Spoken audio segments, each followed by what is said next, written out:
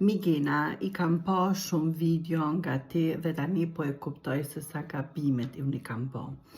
Mike dashur, duhet njëherë në radhë të parë të kuptosh që të gjithë ne kemi bo gabime. Të gjithë ne kemi marrë vendime, apo kemi pas lidhje, apo kemi pas shoqëri, apo kemi pas puna që neve tani nuk na përshtaten mo me atë version që ne jemi.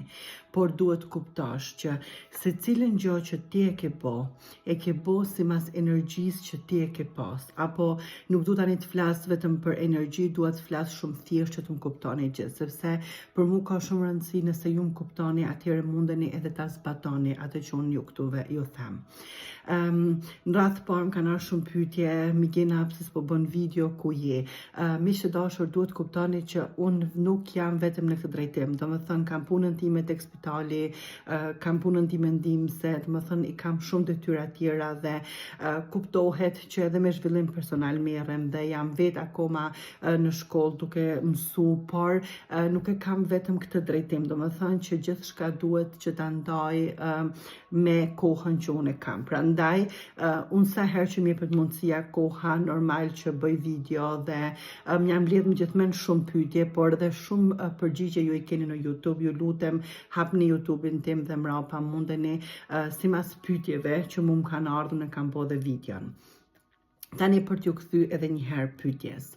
Duhet kuptojmë që ne nuk kemi ditë më ndryshe.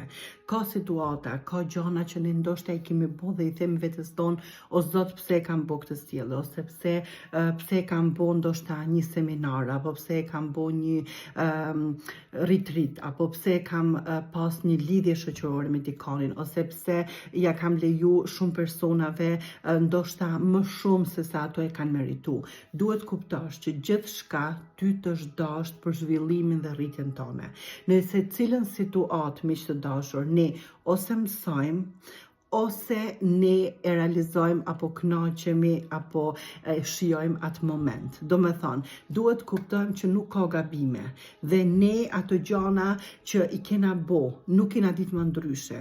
Kanë me marrë ndoshta pyetje të tjera që kanë me thonë, po okay, ne ndoshta di që I kemi rrejë ndonjëherë fëmijët, apo kemi marrë ndoshta vendime jo të mira. Nuk e ditë më ndryshe, sepse ajo edukat, ajo frym që ty ta kanë dhënë dikush tjetër, familja, rrethi, ti e ke dhënë mrapa tek fëmijët e tu.